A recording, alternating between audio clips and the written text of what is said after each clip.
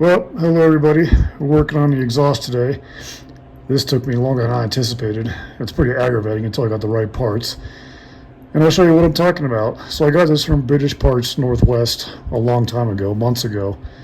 And I thought I was going to install it and then got busy with other projects. But once on here, you can see it's pretty tight. It's actually rocking the whole car back and forth when I pull on it. So let me show you a couple tips. So I don't know if you can see it, but this bolt that goes through there is very difficult to get in. I ended up putting it through the back side here. The rubber hanger is in front of this piece, so it looks like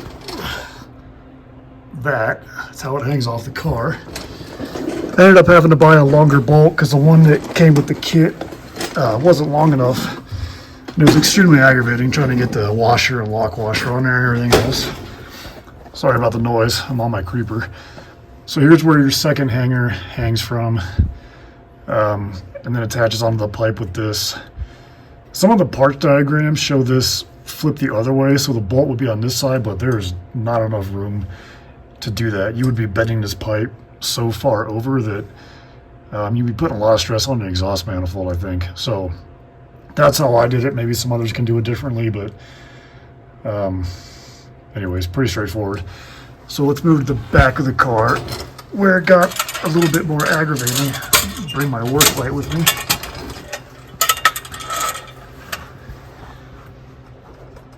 So if you look at this connection here, my pipe hanger isn't exactly tight. You can see the gap in there. I think it was designed for,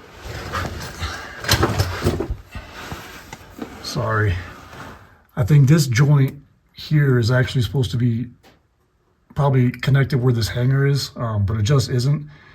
This is the length of the pipes I got, so anyways, I'll have to fill that gap in. So it's, but like I said, this is solid. She's not going anywhere.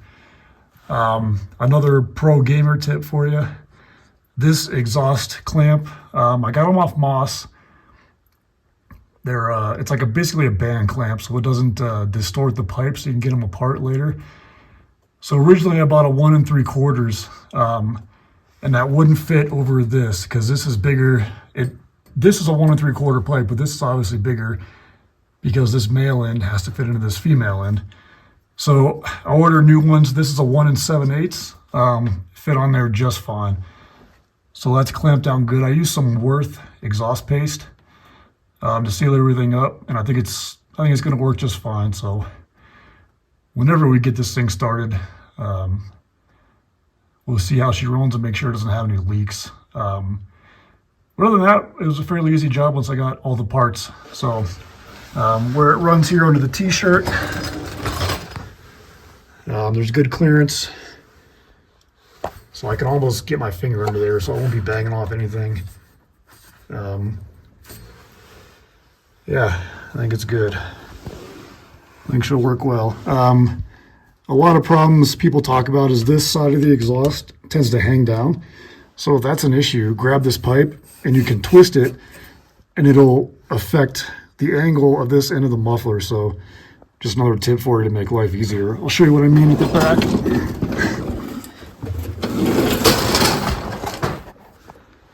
So you can see it's fairly level. It dips down a little bit, but not enough that I'm worried about it. So anyways, we'll see how she sounds. Thanks for watching.